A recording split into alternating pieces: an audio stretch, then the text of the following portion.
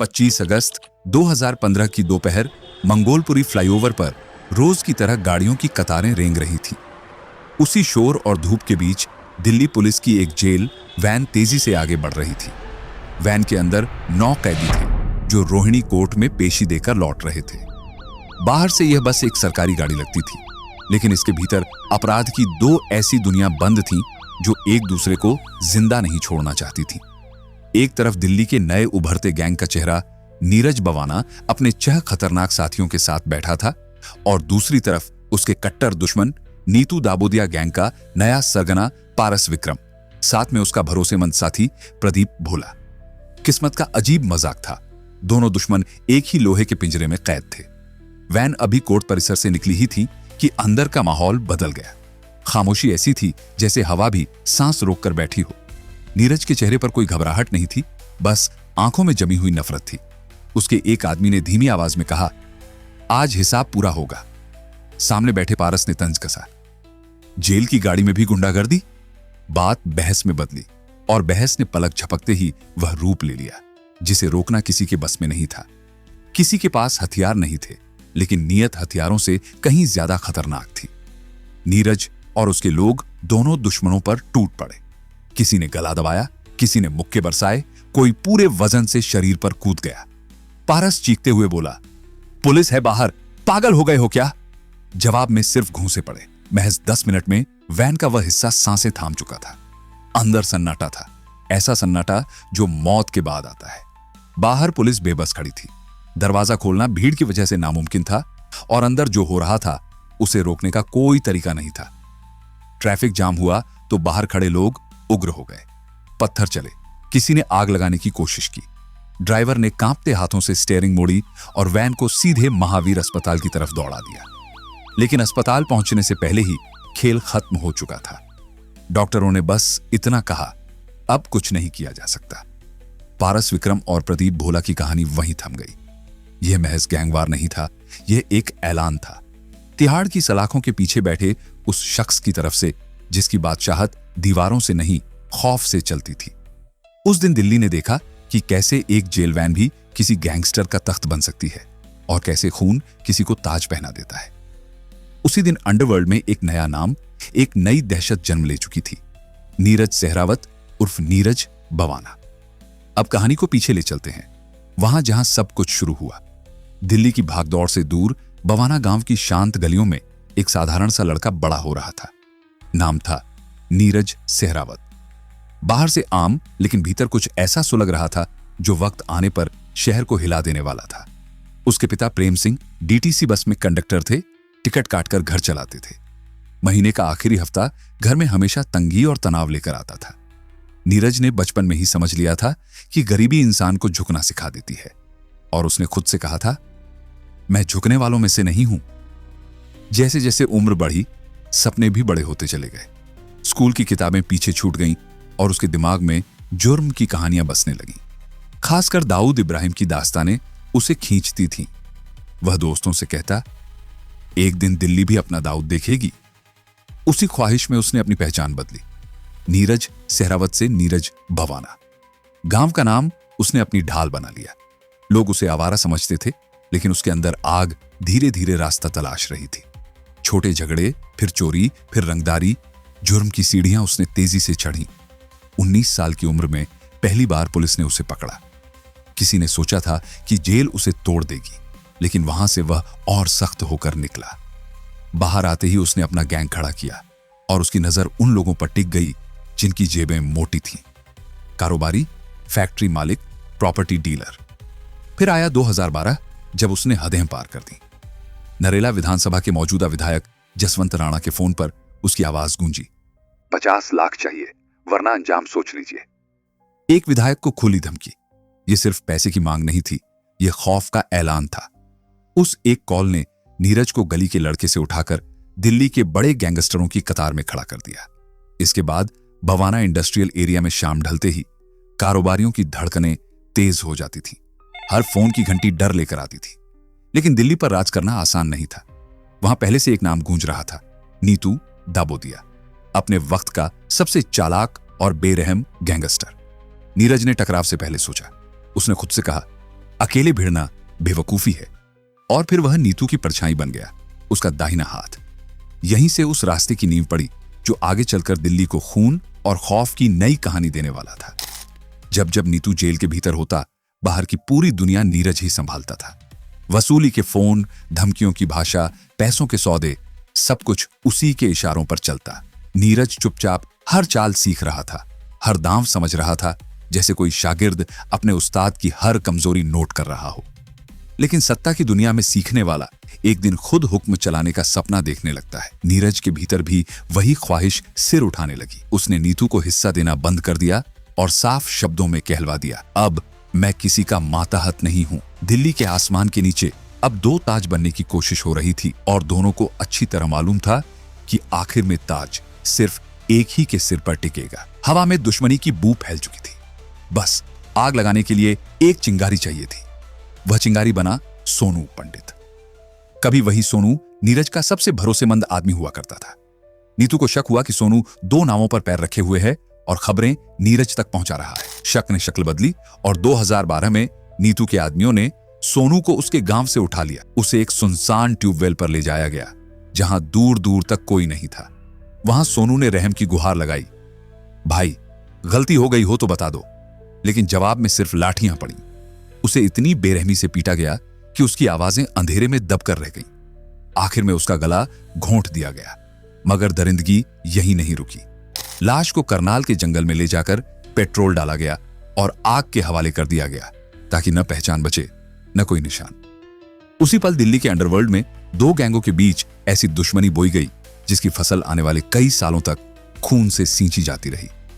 जब सोनू पंडित की जली हुई लाश की खबर नीरज बवाना तक पहुंची तो उसके अंदर कुछ टूट गया। उसने धीमी आवाज में बस इतना कहा, अब यह मेरा मामला है।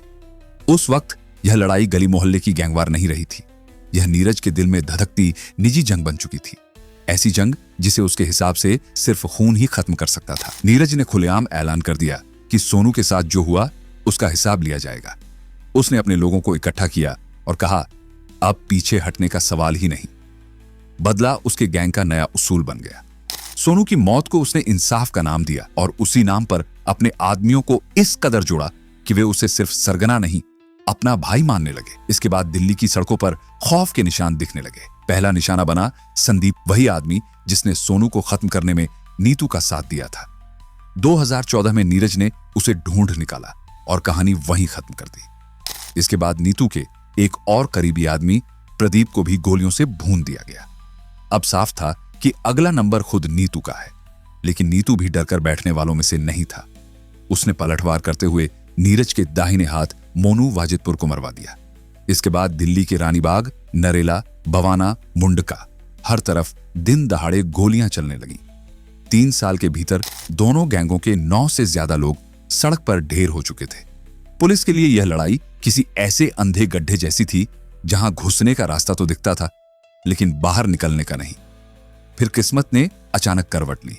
अक्टूबर 2013 में दिल्ली पुलिस की स्पेशल सेल ने एक मुठभेड़ में नीतू दाबोदिया को मार गिराया। नीतू के गिरते ही अंडरवर्ल्ड का सिंहासन खाली हो गया। उसी वक्त नीरज पैरोल पर था। जैसे ही उसे खबर मिली, उसने कोर्ट लौटने के बजाय गायब होना चुना। उसने कहा, ऐसा मौका बार बार नहीं मिलता। पैरोल जंप करके वह फरार हो गया। बाहर आते ही उसने बिखरे हुए अपने लोगों को फिर से जोड़ा और देखते ही देखते दिल्ली का नया बेताज बादशाह बन बैठा। अब खेल उसके हाथ में था और पूरा शहर यह समझ चुका था कि ताज पहनने वाला खिलाड़ी सामने खड़ा है। नीरज सिर्फ गोलियां चलाने वाला सरगना नहीं था, उसका असली खेल दिमाग का था। जहां नीतू पुलिस से सीधे टकराने में यकीन रखता था, वहीं नीरज ने बहुत पहले समझ लिया था कि दिल्ली पर राज बंदूक से नहीं, दिमाग से किया जाता है। उसने सियासत को अपनी ढाल बनाया और अपने मामा पूर्व विधायक रणबीर शौकीन को राजनीतिक कवच बना लिया। चुनावों में करोड़ों रुपए झोंक दिए गए। यह पैसा न किसी नौकरी से आया था, न किसी कारोबार से। यह फिरौती, बिचौलियों की रंगदारी और जमीनों के कब्जे से निकला था।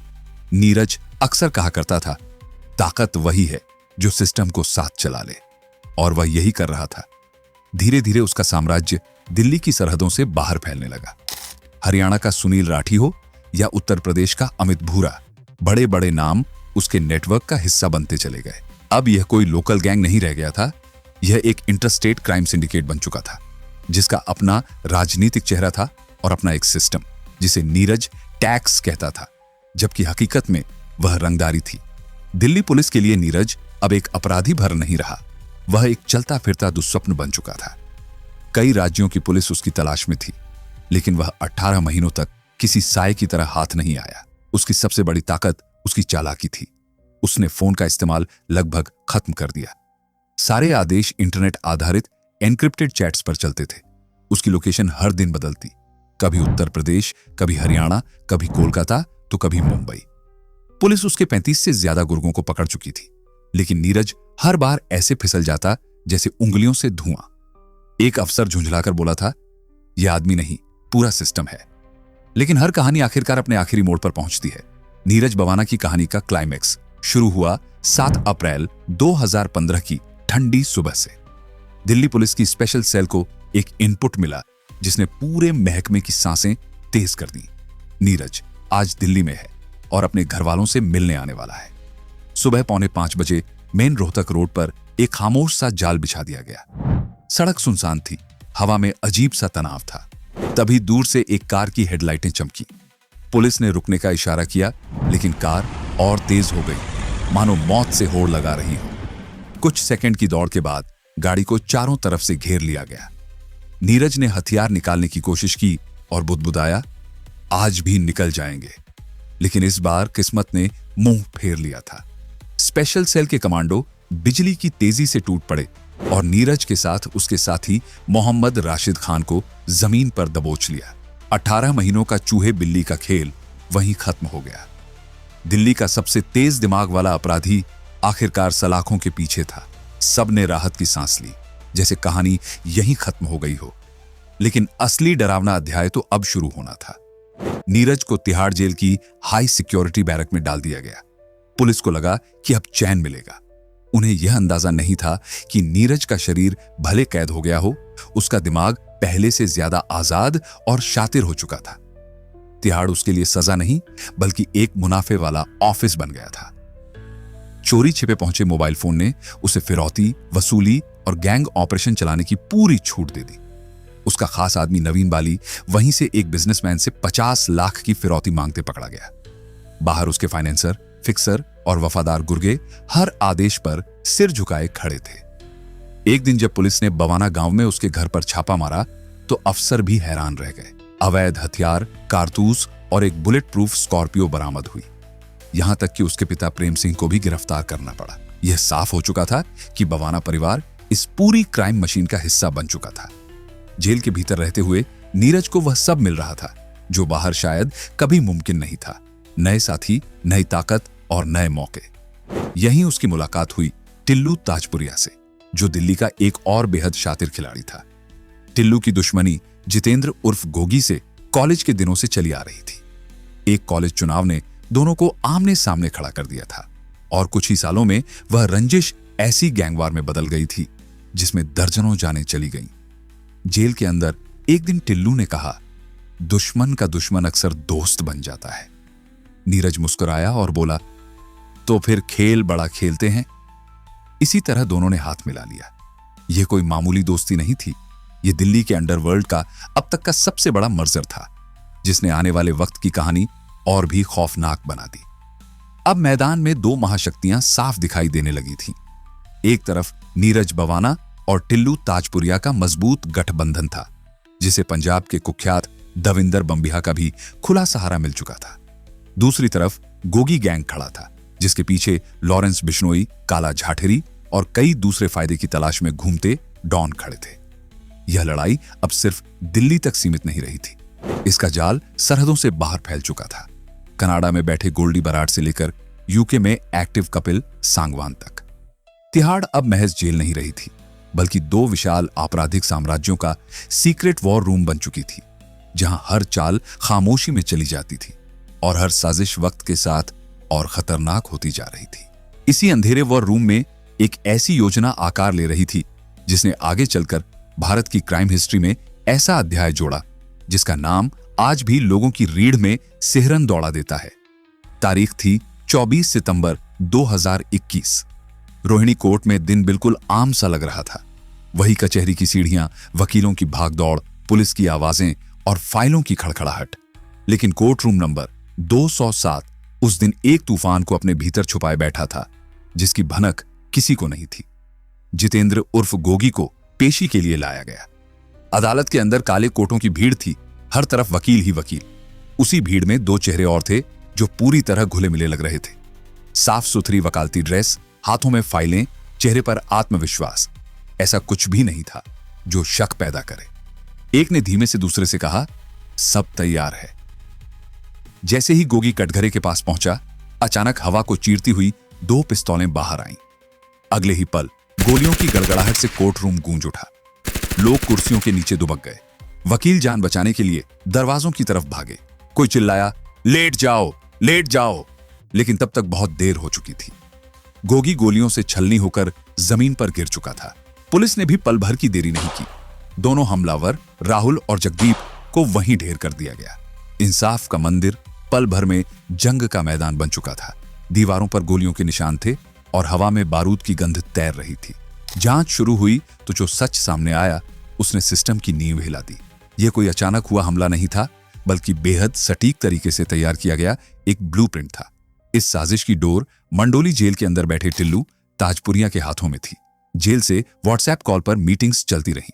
ट्रेनिंग एक नए नवेले लॉ ग्रेजुएट उमंग यादव ने दी थी और हथियारों की सप्लाई नीरज बवाना के सबसे भरोसेमंद आदमी डब्बास ने करवाई थी। एक अफसर ने हैरानी से कहा, इन्होंने कोर्ट को भी नहीं छोड़ा।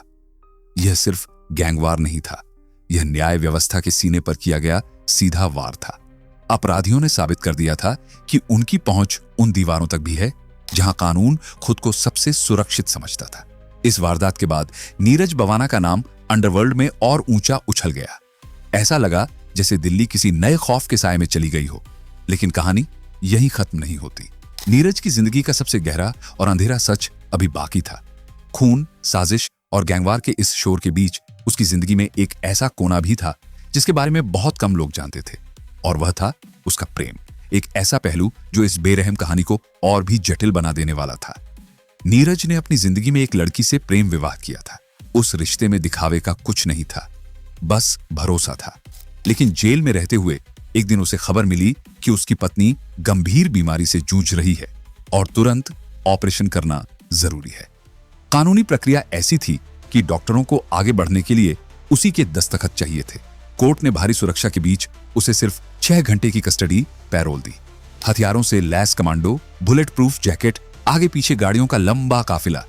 मंजर ऐसा था जैसे किसी हाई वैल्यू आतंकी को शिफ्ट किया जा रहा हो। मगर उस काफिले के बीच बैठा नीरज उस दिन डॉन नहीं, एक परेशान पति लग रहा था। अस्पताल पहुंचकर उसने फाइल देखी, हाथ कांपते हुए दस्तखत किए और पत्नी की तरफ देखकर बस इतना कहा, सब ठीक हो जाएगा। कुछ मिनट बाद वह फिर उसी दुनिया में लौटा जहां दीवारें ऊंची थीं और इंसान अकेला। एक तरफ उसकी जिंदगी में गोलियां, गैंग और खौफ का अंधेरा था, और दूसरी तरफ प्रेम, डर और इंसानियत की हल्की सी रोशनी। नीरज बवाना की कहानी शायद इसी दोहरे चेहरे को समझने की कोशिश है। एक तरफ खून का सैलाब, दूसरी तरफ एक आदमी की कमजोर धड़कन। लेकिन उसकी जिंदगी का सबसे डरावना सच उसके बाहरी दुश्मनों में नहीं, बल्कि उसके अपने घर की चारदीवारी के भीतर छिपा था। उसी घर में उसकी एक बहन थी, शांत, सरल और अपने तरीके से खुश रहने वाली। उसे अमित नाम के लड़के से प्यार हो गया। अमित की जाति वह नहीं थी जिसे नीरज का परिवार अपने बराबर मानता था। लड़की ने तमाम बंदिशों के बावजूद अपना रिश्ता नहीं छोड़ा। जब यह खबर तिहाड़ की दीवारों को पार करती हुई नीरज तक पहुंची तो उसके भीतर दबी हुई सामंती सोच अंगार बनकर भड़क उठी। जिस आदमी ने अपनी पत्नी की जान बचाने के लिए कानून से लंबी लड़ाई लड़ी थी, वही आदमी अपनी बहन के प्यार को इज्जत पर दाग मान बैठा। जेल की एक कोठरी में बैठकर उसने ठंडे लहजे में हुक्म दिया, दोनों को खत्म कर दो। यह सुनकर उसके अपने आदमी भी पल भर के लिए चुप हो गए। अक्टूबर 2018 की एक रात अंधेरे से 2 बाइकें निकली। सड़क पर जैसे ही वह जोड़ा दिखा, गोलियों की बारिश शुरू हो गई। अमित वहीं गिर पड़ा और नीरज की अपनी बहन खून में लथपथ सड़क पर तड़पती रह गई। यह नीरज बवाना का सबसे क्रूप चेहरा था, जहां झूठी इज्जत, जाति और अहंकार के आगे अपनी ही बहन की जिंदगी की कोई कीमत नहीं बची। उसका सबसे शर्मनाक अपराध किसी दुश्मन गैंग पर नहीं, बल्कि अपने ही खून पर किया गया हमला था, और वजह सिर्फ प्रेम। आज भी नीरज तिहाड़ की उसी हाई सिक्योरिटी सेल में बंद है, जहां उसे एक साधारण टीवी तक देखने की इजाजत नहीं। कभी वह छोटा राजन जैसी सुविधाओं की मांग को लेकर भूख हड़ताल की बात करता है, तो कभी जेल प्रशासन पर अव्यवस्थाओं के आरोप लगाता है। जब भी किसी मेडिकल इमरजेंसी में उसे अस्पताल ले जाया जाता है, सुरक्षा का घेरा ऐसा होता है कि देखने वालों को लगता है जैसे किसी विदेशी राष्ट्रपति को एस्कॉर्ट किया जा रहा हो। लेकिन सलाखों के बाहर उसका साम्राज्य अब भी सांस ले रहा है। पुलिस छापे मारती है, करोड़ों का कैश और बुलेट प्रूफ गाड़ियां जब्त होती हैं, दर्जनों गुर्गे पकड़े जाते हैं। फिर भी कुछ ही हफ्तों में नेटवर्क दोबारा खड़ा हो जाता है। नए लड़के जुड़ते रहते हैं, नए दुश्मन पैदा होते रहते हैं। आजकल हिमांशु भाऊ नाम का उभरता गैंगस्टर उसके बनाए खौफ को चुनौती दे रहा है। नीरज बवाना भले ही तिहाड़ की 6 बाई 8 फुट की कोठरी में कसकर बंद हो, लेकिन उसका डर उन दीवारों से बाहर बहता रहता है। वह खौफ, वह नेटवर्क, वह काला साया आज भी दिल्ली एनसीआर की हवा में घूम रहा है। यह कहानी साबित करती है कि इंसान को तो कैद किया जा सकता है, लेकिन उसके बनाए हुए आतंक के साए को नहीं। यह उस राक्षस की दास्तान है जो खुद सलाखों के पीछे है, मगर उसका डर हर गली, हर शहर और हर सिस्टम में आज भी जिंदा है। तो यह थी कहानी दिल्ली के कुख्यात गैंगस्टर नीरज बवाना की। अब आप कमेंट में बताइए, आपके हिसाब से दिल्ली का सबसे खतरनाक गैंगस्टर कौन है, नीरज बवाना या लॉरेंस बिश्नोई? रिवीलिंग आइज, जहां हर कहानी की परतें खुलती हैं और सच किसी न किसी रूप में सामने आ ही जाता है।